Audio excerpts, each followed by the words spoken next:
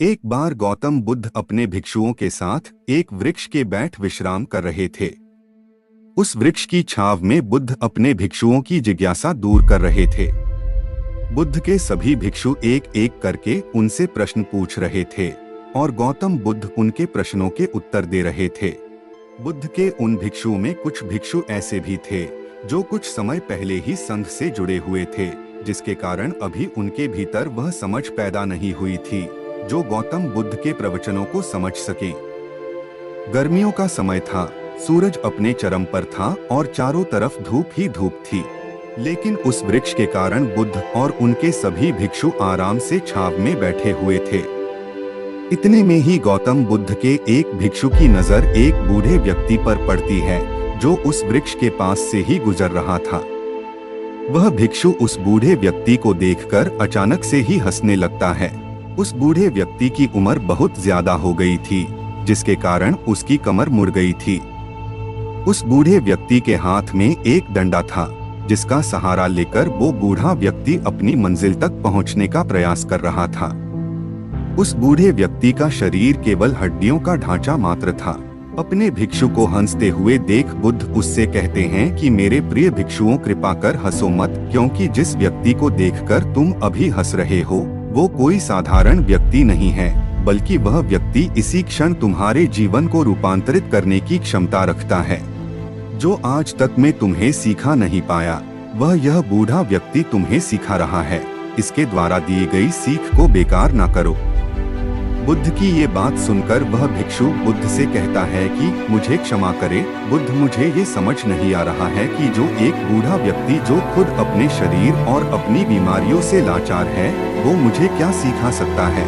फिर बुद्ध उस भिक्षु से कहते हैं कि ये बूढ़ा व्यक्ति तुम्हें तुम्हारा भविष्य दिखा रहा है।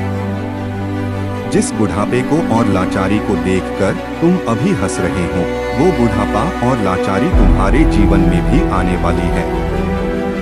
वह बूढ़ा व्यक्ति तुमसे कह रहा है कि अभी समय है, इस स्वस्थ शरीर का अच्छे कर्म करने के लिए उपयोग करो। अगर तुम्हारा ये स्वस्थ शरीर तुम्हारे हाथ से निकल गया तो फिर से वापस नहीं आएगा। और अभी तुम्हारा ये शरीर सही से काम कर रहा है, जैसे कि तुम्हारे हाथ, पैर, आँख, कान और ये सभी चीजें सही से काम कर रही हैं।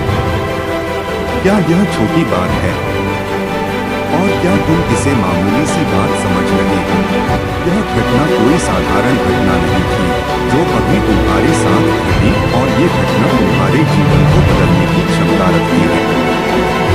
ठीक इसी तरह की घटना ने मेरा जीवन बदला था और इस तरह की घटना के कारण मैं आज वो है। फिर वह भिक्षु बुद्ध से कहता है कि क्षमा करें बुद्ध, परंतु मेरे मन में उस बूढ़े व्यक्ति से कुछ सीख सकता हूँ। उसे देखकर केवल मुझे हंसी आ गई। ऐसा इसीलिए हुआ क्योंकि तुम्हें अपने भीतर कहीं ना कहीं लगता है कि जिस स्थिति में आज वो बूढ़ा व्यक्ति है, उस स्थिति में तुम कभी नहीं आओगे। जिस बुढ़ापे का और लाचारी का सामना आज वो बूढ़ा व्यक्ति कर रहा है, तुम्हें लगता है कि उसका सामना तुम कभी नहीं करोगे, इसीलिए तुम उस बूढ़े व्यक्ति को देखकर हंस पाए। तुमने सच्चाई को नजरअंदाज कर दिया। अगर तुम सच्चाई को देख लेते तो चाहकर भी अपने आंखों के आंसुओं को नहीं रोक पाते, परंतु तुमने सत्य को अनदेखा कर दिया और तुम बहुत बड़ी संभावना से चूक गए। बुद्ध की ये बात सुन वो भिक्षु बुद्ध से क्षमा मांगता है और ये निश्चय करता है कि वह अपने स्वास्थ्य का उपयोग अपने अहंकार को बढ़ाने में नहीं, बल्कि परम सत्य को पाने में करेगा।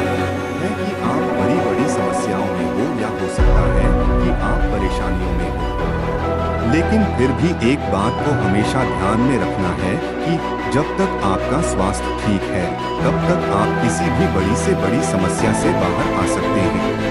दोस्तों, इसीलिए बुद्ध ने कहा है कि हमारा स्वास्थ्य हमारा सबसे बड़ा